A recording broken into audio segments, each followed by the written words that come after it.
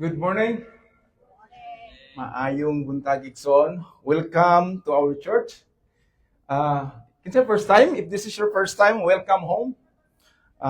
We call this church home because we are God's family. Amen? So, salamat sa Ginoo igsoon. Nag-uban na punta sa pag-worship ug sa pagpaminaw sa mensahe sa Dios. Busa karon pasalamaton tagdako nga kanunay no aduna tay kaughaw diha sa Ginoo. But I want to talk to you about something that touches every single one of us, no matter our age, no matter our background, no matter our circumstances. Kitang tanan igsoon na ani ini maepektuhan ni ini. Maybe some of us karon na anay naagidadalan yan ni. Kini ang gitawag na problem. Di ba? Problema. Kinsay na problema? I think kitang tanan siguro, di ba? Walay tao nga walay problema. Ang tao nga walay problema, pwede na mag-una sa langit. Pero kita, naatay problema, everyday na, panang kailangan lang nato unsaon pag-handle. Life is full of problems. Di ba? Some small, some overwhelming. Di nato pakaya. Problem and challenges are unavoidable part of human experience. Parte na sa itong kinabuhi igsoon, di na ta ka-avoid ana. Gusto man ka maadto man ka dito sa bukid, ikaw ra isa, magproblema gihapon ka kani mga unggoy dito. Busa igsoon magsugod na sa ginagmay, hantod magkabugat, hangtod mahimo na siyang maunay kanang mag-start sa imong worry and then to anxiety. In fact, ingon sa therapyrot.com silang article about depression, statistic updated in June 2025 sa depressive disorder, commonly known as depression. It's a serious and prevalent mental health condition characterized by persistent sadness and a loss of interest or pressure in previously rewarding or enjoyable activities. It can significantly impair daily functioning and is a leading cause of disability worldwide. Mao niya ang giingon nila igsoon sa ilahang statistic. Globally, an estimated 280 million people live with depression. This widespread issue affects individuals across all ages and demographics, and its impact on well-being and public health is profound, contributing to hundreds of thousands of deaths by suicide each year. No, 280 million. Imagine mo igsoon, 280 million. In other words, daghan depressed din sa kalibutan. In fact, last 2 weeks ago, nakita ninyo itong news gikan sa from Ligan City. Dito sa Giambak, nakitaan siya sa Mantikaw as well, a nursing student, right? So, pipila lang na siya ka mga example na nakita nato nga ang depression is rampant na kaayo dinhi because nag-start siya sa problem. According sa ilang data,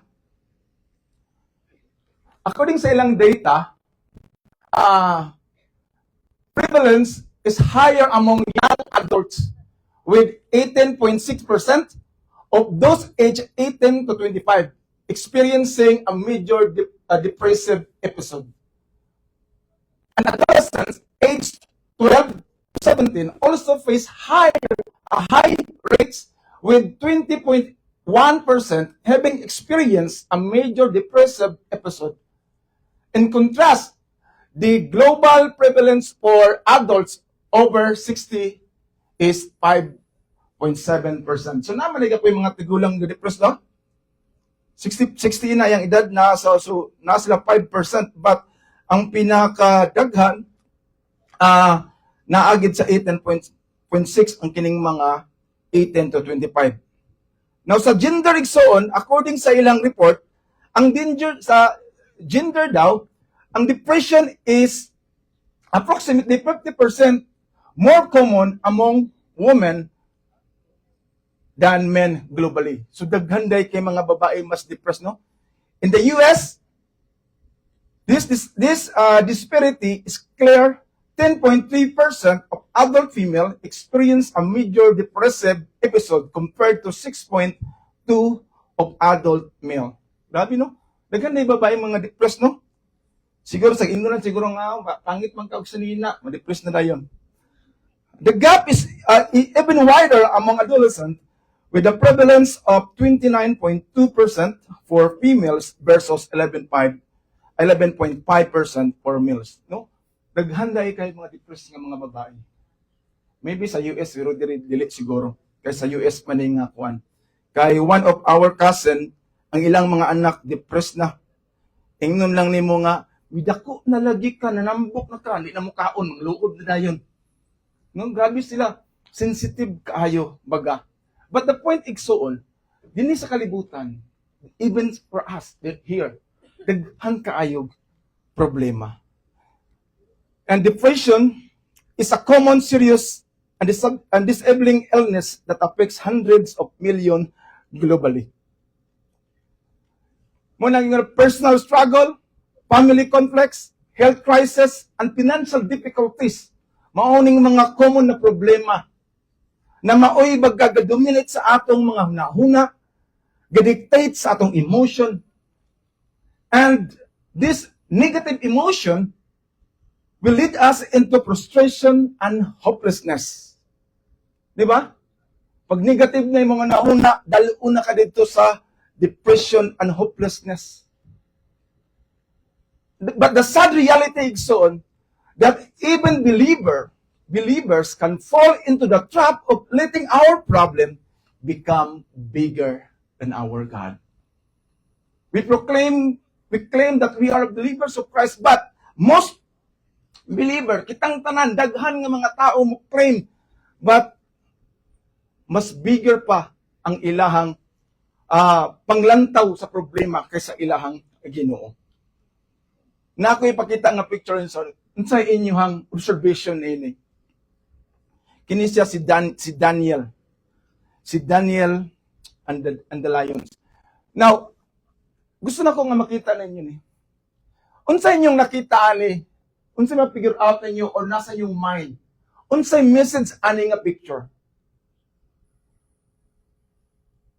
Namoy napansin ani? Unsay gibuhat ni Daniel, unsay gibuhat sa lion? You know what unsay message sa nagson? Si Daniel nakafocus sa Ginoo. Wala siya focus sa lion. If we are Christian, if we believe in God, kung mag-focus ta sa atong problema, dili ta katulog siguro. But Daniel, he focused God. That is why, this morning, we entitled our message, Focus on God, not your problems. Because sometimes, friend, mas focus kayo ta sa atong problema, nalimtan nato nga naatay Redeemer. Nalimtan nato nga naatay Savior. Nalimtan nato nga naatay friend. Nalimtan nato nga naatay Ginoo. Because we are focused too much in our problem. Ingon si Dr. Charles Stanley, don't let your fears, your heartaches, your trouble overwhelm you. Focus on the one who has control over everything. Amen? Focus on the one who has control over everything. Because the reality is on, the truth is, the real issue is not about the size of your problem. The real issue is where your focus is. Right?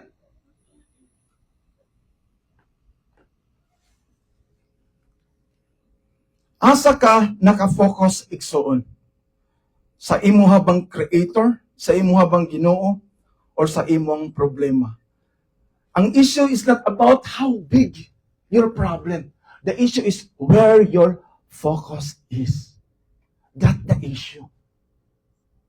Because sometimes, sa imong panako, pag too much kay ka focus ani mga butanga, pag too much kay ka focus ani, kanang imuhang pagsigi kag huna-hunaan na, mutubo na, mugrow na, magamay ang imong panglantaw sa Ginoo because you are worried not because you have too much focus.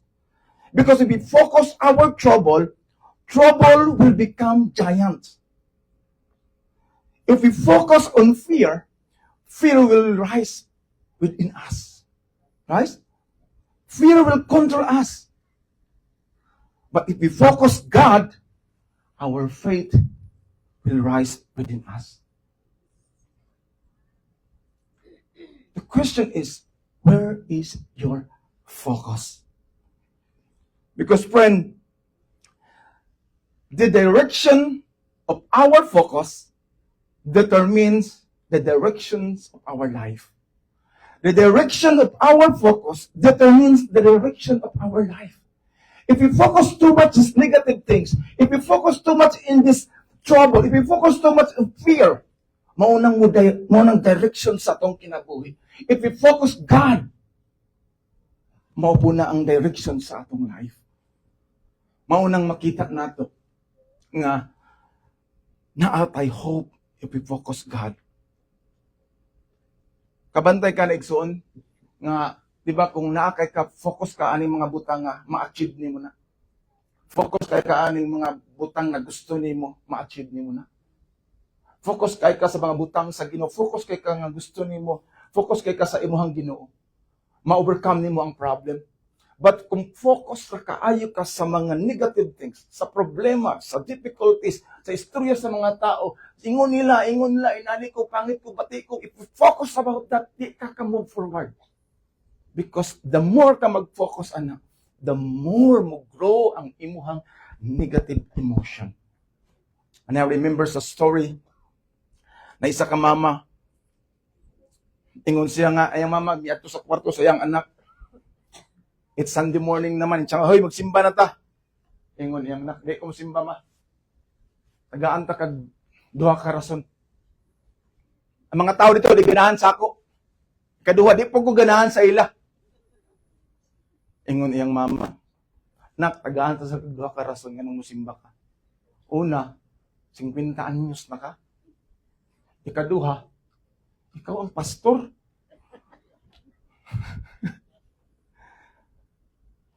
Friend, if we focus negative things, if we focus problem, dili na malikayan nato. Life is full of problems. Di na nato di na ka-escape aning kalibutan na.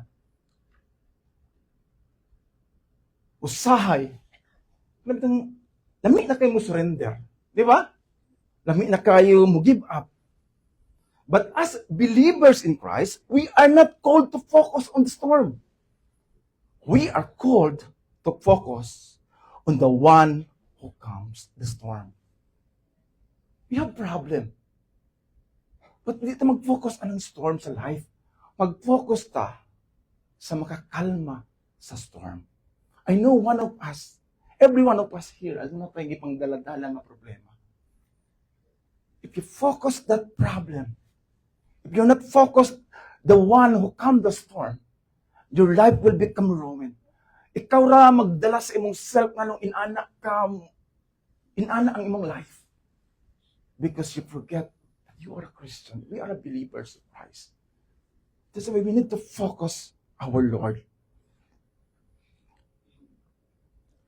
Hebrews 12:2, ingon din ni, fixing our eyes on Jesus, the pioneer and perfecter of faith. Fixing our eyes on Jesus, di ba? In other words, we are not called to focus. No, we are not called to fix our eyes on our circumstances. Wala tagitawag igsoon nga nakailata sa Ginoo nga mag-focus ta sa mga circumstances. We are called to fix our eyes on Jesus, our King, our refuge, our hiding place, our stronghold, our shepherd, our counselor, our redeemer, our friend, and our Savior. Remember that, igsoon. Right? If we focus, who is our God? Who is our Savior? That's why he said, fix your eyes on Jesus. Focus on Jesus, not on your problem. Dili man nagpasabot nga, edit man lang na ito ang mga problema. But the point is, your problem cannot help us. Our problem, ingon pabitaw, di ba, ingon sa Mateo, yung problema na karon, problema gyapon na ugma. Ang worries, we cannot change us. The same ra gihapon nga problem. That's why, friend, as a believers in Christ, we need to focus in our Lord. As Elizabeth Elliot once said, where does your security lie? Yun siya. Is God your refuge? Is your hiding place? Your stronghold? Your shepherd? Your counselor? Your friend? Your redeemer? Your savior? Your guide? If He is, you don't need to search any further for security. Amen? If Jesus is our security, yun na tamang itaglain pang seguridad. That's why, sa gusto tawag ka na, makakomfort ko ana. But we need to remind ourselves that Jesus is our friend, our redeemer, our shepherd. Without our shepherd igsoon, we go astray. That's why in Isaiah 41:10, he said, fear not, for I am with you. Be not dismayed, for I am your God. I will strengthen you. I will help you. I will uphold you with my righteous hand. Amen. Nindot kayo, no? If we know our God, makita, kailata kang kitsa kang Ginoo, kumaingon ta nga, yes, Lord, ikaw ang akong Savior. Ikaw ang nagkuha sa ako aning nga situation. Karon nakailangan ako sa imo, Lord. Mo Kristohan igsoon na atay redeemer.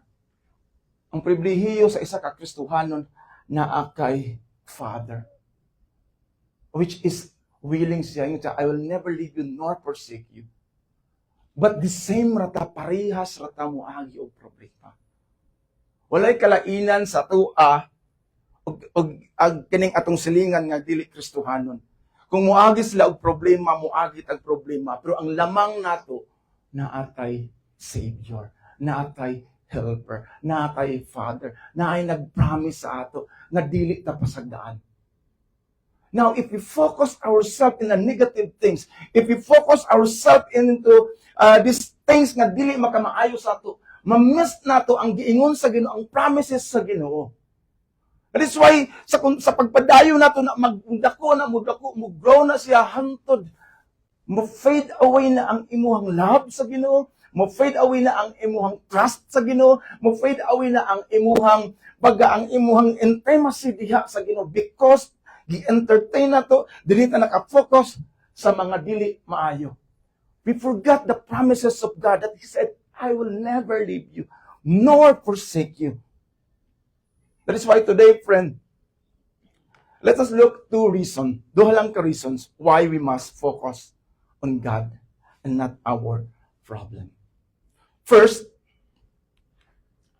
God is greater than any problem. Focus on God's power, not your pain.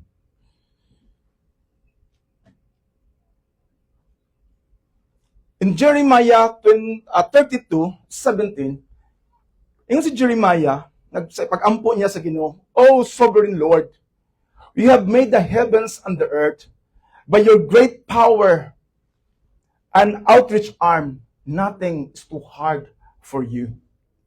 Friend, before ni tag-ampo si Jeremiah, at suntan-an, unsay background niya, unsay konteksto ani. At this time, igsoon, si Jeremiah, during sa panahon ni Jeremiah is muning panahon sa Israelites nga very ka-darkest moment sa ilang life.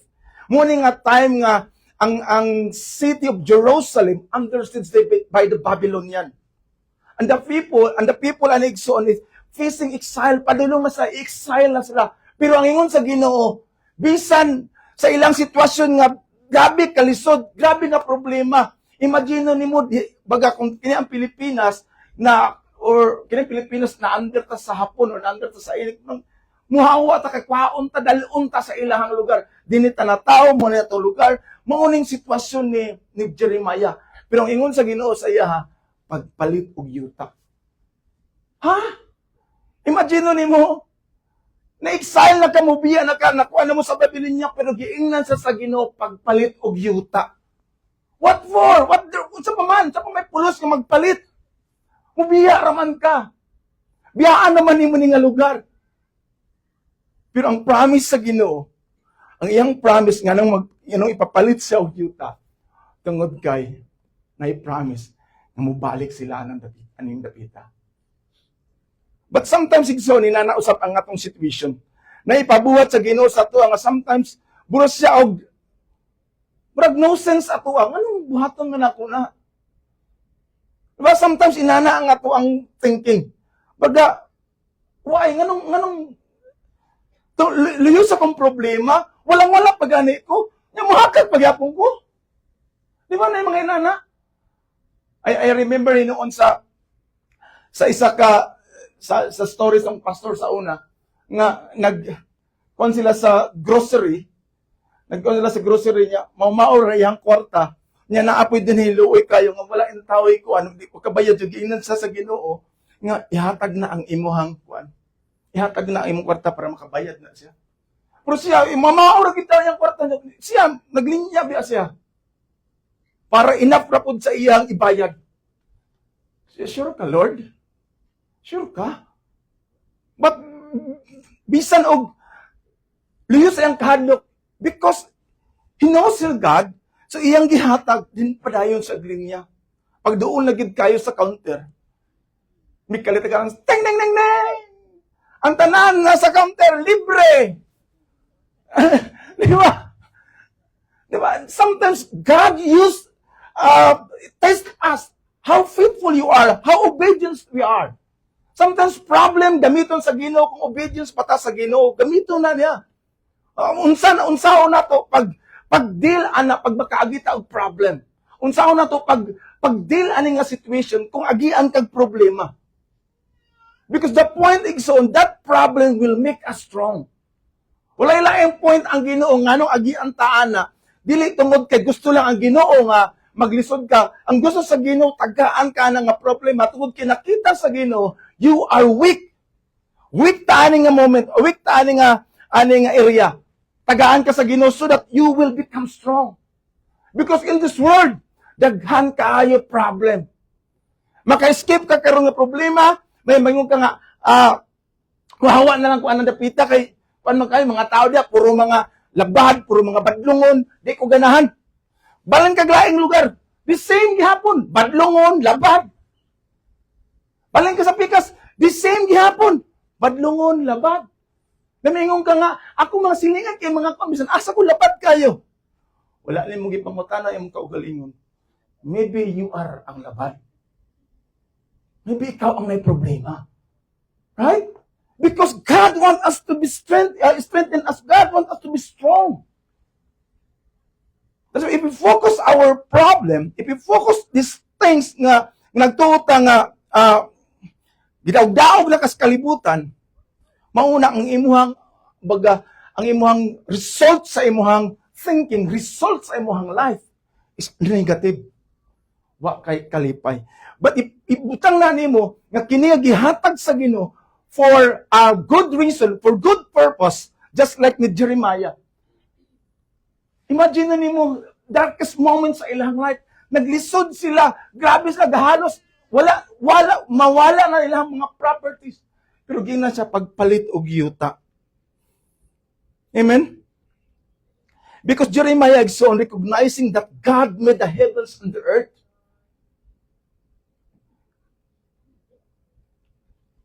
Baga, creation is such evidence of God's unmatched power. That's why if we understand who is our God, if we understand kung kinsa gid niya ang Ginoo nga akong giserbisyuhan, even you, katubang na know your God will help you. Amen?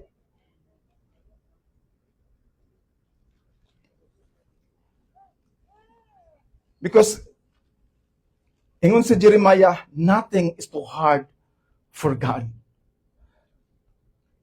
Magamoning heart ni Jeremiah igsoon sa panahon sa exile, sa panahon nga under sila, nga panahon sa ilang problema nga dako, maoning kasing-kasing ni Jeremiah. God, this situation look hopeless. Di ba? But I know you are not limited. Sometimes in your life now, mayroon ka karon, my situation is hopeless. But if you remember who is your God, mayroon ka, I know you are not limited, Lord. The city may fall, but your promise will stand. Amen? What is too hard for me is still easy for you. Muna kasing-kasing ni Jeremiah. Lisod man sa ako, Lord, karon, pero I know sa iyon rana sa imo. Walay imposible sa imo, Lord.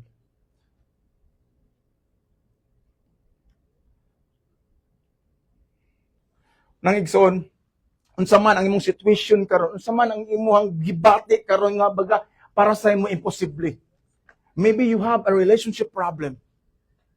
Maybe you have a financial burden. No? Maybe mingon ta karon na niabot na si Juna uban niyang asawa nga si Judith. Di ba? Taon na lang nako ni nanuktok na si Juna, naapagid si Judith uban siyang likod. Taon na lang nako ni. Sometimes mingon ta nga, Lord, murag wa naman ni hopeless naman ni. Or maybe you have a health issues imong life karon. Nahadlok ka pag-diagnose sa doktor, ma'am, nakay nani. And now, down kay kastanan, yun sahon na lang na ako ni. The more ka nag-worry, the more ka na-anxiety, the more ka di katulog, the more ka nag-problema og mayo, and the more hinoon nag-deteriorate ang imuhang strength. Because you are focused on the negative, and then your energy will drain na, hinay-hinay. You forgot who is your God. That ngayon din, there's no heart in the Lord. Walay lisod sa Ginoo. Or maybe you are a spiritual issue now. Maybe you are now in the wilderness. Maybe you are now in kanang struggle kay ka sa imong spiritual. Na mga bati ni mga layo na kadiha sa Ginoo. Kay balo ka nga lahi man akong feeling sa una, sa time nga magsimba ko, sa time nga naa ako dinhi, grabe man ang ako ang worship sa Ginoo. Excited man kay ko sa Ginoo sa una, mo apil ko og prayer, mo apil ko og Bible study, mo apil ko og fellowship, but now nganong dry naman kay ko. Maybe you are now in this situation today. Jeremiah 32:17 reminds us that God is greater. His power is real. His arms is strong. His promises are sure. Amen? Unsa gi-promise sa imo igsoon, sure na ihatag sa Ginoo because God di siya kabalo mamakak.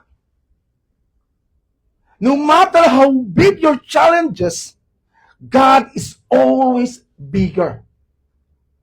God is always bigger, igsoon.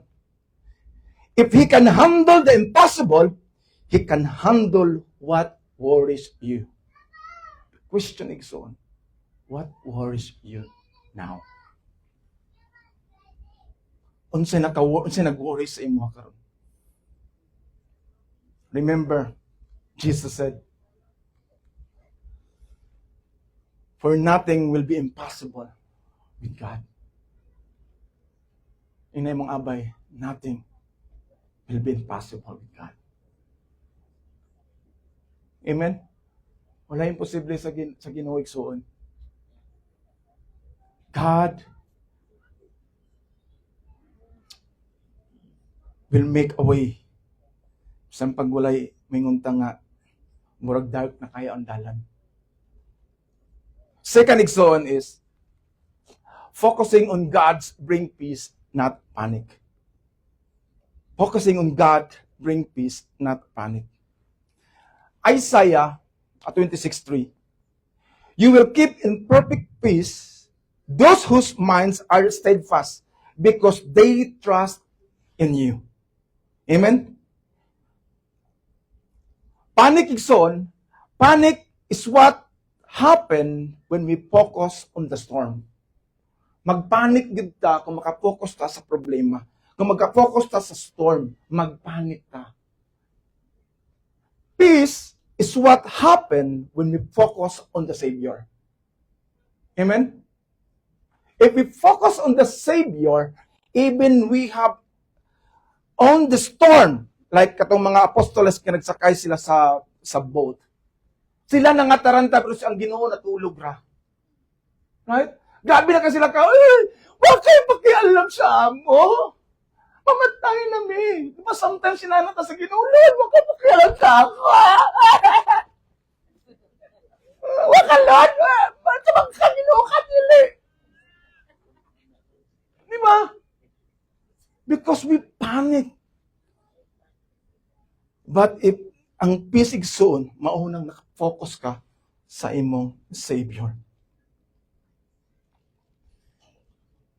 In a world filled with stress, uncertainty, and noise, it's easy to feel overwhelmed.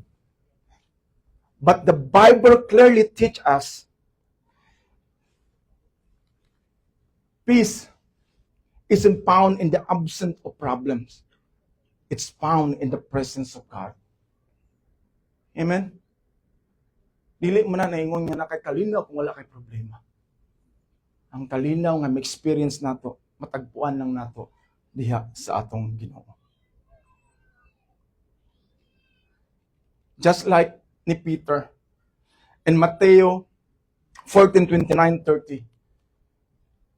Mateo 14:29-30. Ingon si Jesus, "Come," he said. Then Peter got down of the boat, walked on the water, and came toward Jesus. Right? Come, nakapokus si Peter sa Ginoo. Ali. Di ba naglakaw si Jesus sa water? Ali, so si Peter, nakapokus siya. Pagkabot sa tiri, but when he saw the wind, he was afraid and beginning to sink, cried out, "Lord, save me." Sometimes, igsoon, ang atong kinabuhi, inana. Sometimes, ang atong faith, inana. While makafocus ka sa Ginoo, murag hayahay imuhang life. Kabalo ka na problema, yes, di wala mawala. Pero kabalo ka nga, you are secure because God ang nasa imong kauban. But the time you focus on problem, the time you focus in the storm, hinay-hinay kag kasing, hinay-hinay kag kaunlod. But, ang pinakanindot sa Ginoo, gisave, ikuha siya sa Ginoo.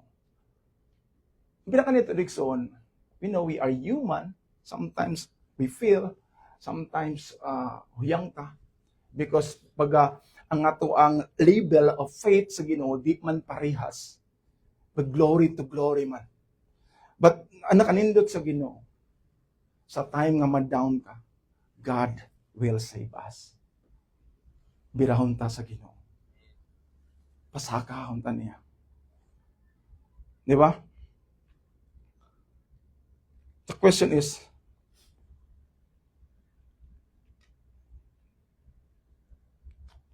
what you focus on determines whether you walk in peace or sink in panic.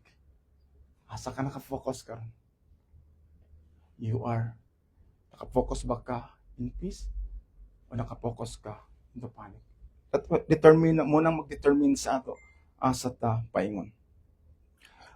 Focusing on God means trusting His timing even when you are waiting. Right? Trusting His timing. Sometimes gusto na to maabot na dayon. Gusto na to karon dayon, Lord. Tagay kong pasensya, Lord. Pero gusto ko, Lord, maabot na din akong order. Di ba? Even when you are waiting, hulat nito sa Ginoo. Maunang focusing diha sa Ginoo. Trusting His love even when life hurts. Sometimes sakit ka ng imuhang gitarong, imuhang gipangga, imuhang gialip-atiman, nagsaligay ka sa iya, gihatag nimo ang tanan, wa na imong gitara sa imo, then i-traidor ka. Sakit kaayo na. But trusting His love, even when life's hurt. Trusting His promises, even when the path is unclear. When God says, sunod lang sa ako. Salig lang sa ako. Pero sometimes, ang life, bura, salig mo na ko, burag mo naman kakaunon, ani-hani. May saligo na ko, baglisod naman kayo ni. Burag ka nang ako may dihado, ani. Alkansi man ko, ani. Kung salig man ko, ani, burag daw naman ko. Diba sometimes, inana akong mind. But God says, even when the path is unclear, salig lang ka sa Ginoo. Padayon lang ka diha sa maayong buhat. Na-promote naman tanan nimong kauban sa work, ikaw wala gihapon, salig lang ka sa Ginoo. Diba? Sometimes, pag ma-promote sila, ang mga sip-sip, magula sila good, mga sip-sip. Masuko ka, magkuhan ka, salig lang, continue lang ka. Magbuhat man sila o dili maayo, ayaw nilang pag-apil-apil. Nauso naman na karon sila gani. Buhi na lang gud ta. No. Remember igsoon, dili ang imuhang situation ang maepektuhan. Ay dili ang imuhang dili ang imong situation maepektuhan kundi lang imong kinabuhi. The more ka maanad-ana, di na kaganahan og 1,000 nga bali 1,000 nga corruption. 100 million na. Naanad na eh. Hinay-hinay mo na. Hinay-hinay, hantod mo dako. In Philippians 4:6 to 7, ingon si Paul, do not be anxious about anything, but in every situation, by prayer and petition, with thanksgiving, present your request to God, and the peace of God, which transcends all understanding, will guard your heart and your mind in Christ Jesus. Amen? Salig dyan sa Ginoo. Ayaw kayo entertain ang mga kanang ka-worry nato. But every situation, pray and petition diha sa Ginoo. When you take your worry to God, He gives you His peace in return. Sometimes atong worry so naman mag-worry man ta usahay pero atong ihatag sa Ginoo ang atong worry. Dili na to suluhon. Because if suluhon na to ang atong worry, paid it out, dili na to surrender sa Ginoo, kanang worry magkadako. O now munang yun ako mao nang mag-start sa imuhang anxiety, panic and then anxiety. Now, how to focus on God practically? How? First, pray daily. As a believers in Christ, that is why naatay prayer meeting. But in individual sa ato ang kinabuhi, we need to pray daily. Dili lang ta mag-ampo pag birthday. Dili lang ta mag-ampo pag bunyag. Dili lang ta mag-ampo pag kasal o patay. Pray daily. Dili lang ta mag-ampo pag nanay problema. Pray, bisan wala kay problema. Talk to God because panic talk to you. Kung di ka magipag-istorya sa Ginoo, ang panic mo yung mag-istorya sa imo. That is why we need to pray daily. We need to have time in the Lord. This is our life. Muna na itong life. We are believers. We are followers of Christ. We know that prayer is a power, has a power. We know prayer, we can connect to the Lord. Nganong di man ta mag-ampo, di ba? We need to pray. And of course, read the scripture. Let truth guide your thoughts. We need to read our Bible. Pray and read your Bible. Sa kanta pa, read your Bible, pray every day, di ba? Read your Bible and pray. Because ang truth na sa Biblia, But sometimes, kahit naaman ta sa word, atay mga amigo, kaya mga amigo na to, ay, sus! Di ba? Maanan rin nato mga amigo, kung maminaw ka na, may nagproblema ko sa kong asawa karon, ay, sus, mag-ihaw ta, maglitson ta. Nung nagbulag, may maglitson ta. Di ba? Because ang ilaha is, dili sila pareha sa atuwa og understanding about life. Well, now we need to read our Bible, and of course, we need to worship the Lord. Shift your attention from the problem to the promise keeper. Amen? Shift your attention from the problem to the promise keeper. We need to worship God. Pray, read your Bible, and worship to the Lord. Lord, I offer my life. Ano nga na? Anang lami kayo igsuon mo hila ka sa Ginoo pag nakay problema. And then ingon pa sa kung ganina sa atong text ganina na ang kalinaw sa Ginoo, ang peace of God which transcends our heart. That is why sometimes, friend, as a believers in Christ, we do not forget that in Proverbs 3:5-6, trust in the Lord with all your heart and lean not on your own understanding. In all your ways, submit to Him, and He will make your path straight. All your ways. Problem ba na nga situation? Victory ba na nga situation?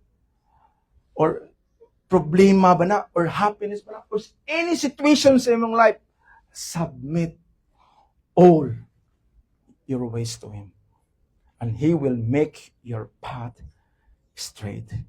Amen? When we focus on our problem, we often lose direction. But when we fix our eyes on God, He shows us the way forward.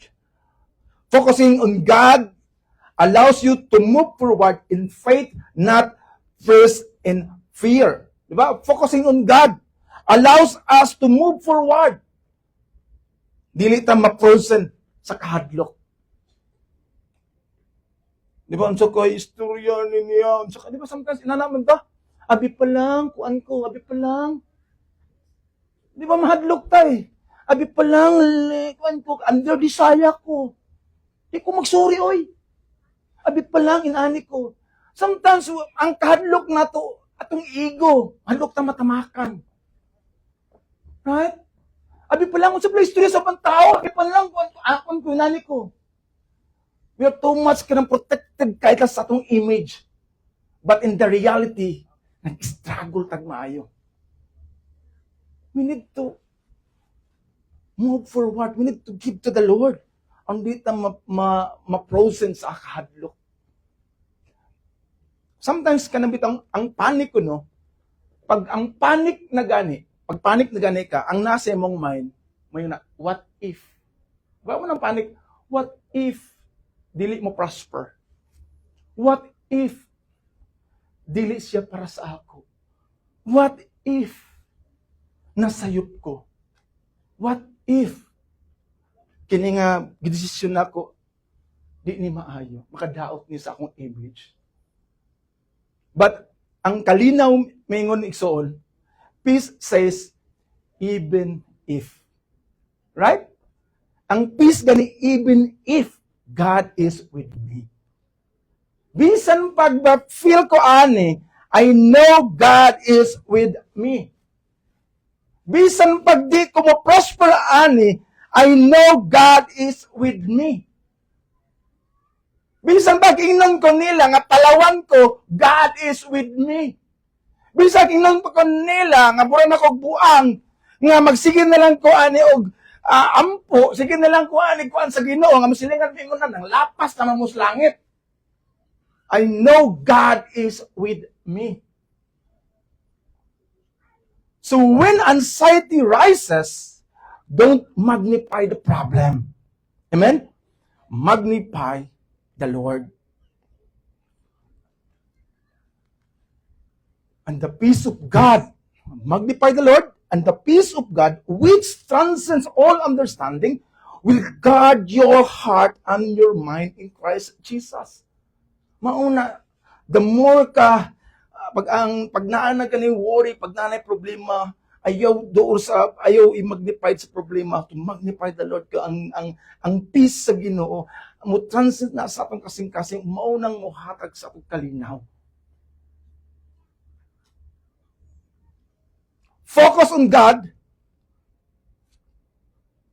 As I end igsoon, because 11:23 na, as I end, focus on God, not your problem. He is bigger than anything you face. Focus on God, not your problem. He is bigger than anything you face. Kung sa man imong gatubang nga problema karon igsoon. Remember igsoon, this one. It's not about the size of your problem. It's about where your focus is. Amen? Let us pray.